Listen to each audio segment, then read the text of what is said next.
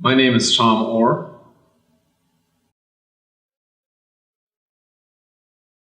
I was a case manager at the Bonner Center for 6 years. Well, I have many memories from that time, but a vivid memory is working with a young man who was discharged from Central State Hospital. It was a time when residential psychiatric facilities were downsizing across the state.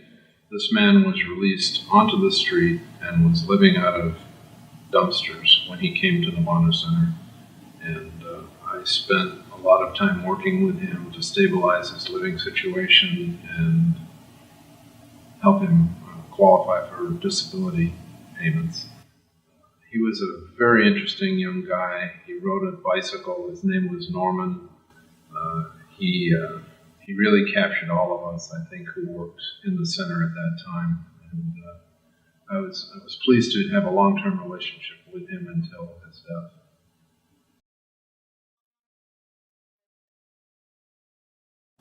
Well, those were transitional years for the center. It was shortly after John Bonner himself had passed away, and there was an interim director who stayed about 2 years, and then we had a vacancy, and we were in the process of hiring James Taylor to be our executive director, who was still there. So I would say that was a great hiring decision by our board. It was also a time when our local community development corporation was having extreme financial difficulties and going out of business. And they held a number of properties that housed people in our supported housing program. And we were very concerned about what would happen to those people if the bank foreclosed on those properties. And so the board made a very difficult but good decision to acquire a number of those properties and to protect those families from being put out. So I would say that was a significant time in our life as a board. In what ways do you think the center impacted you during your time?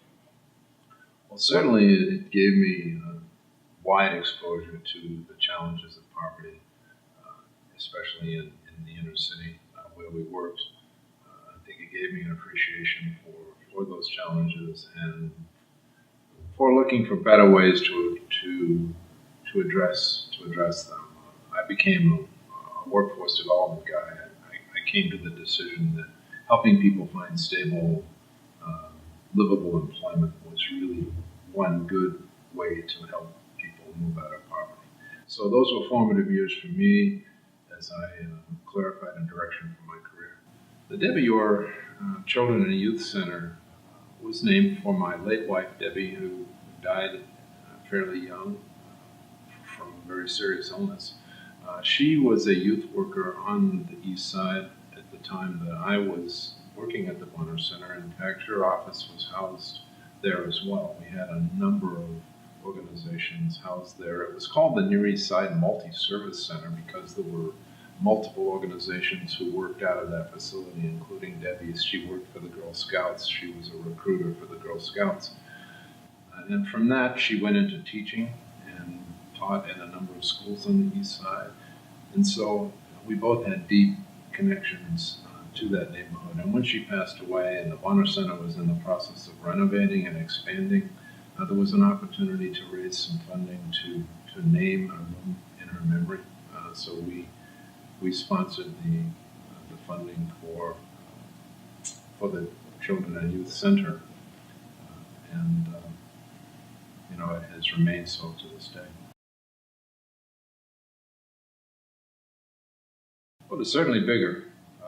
When I was there, we were pretty small, pretty fledgling operation.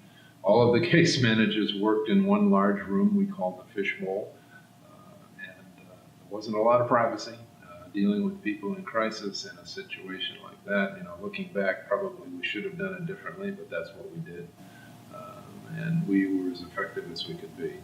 I think, certainly the center has expanded its presence through the Chase Legacy Center on the tech campus. So I think it has an important footprint in the community and has certainly earned a reputation as the go-to for human services in that neighborhood.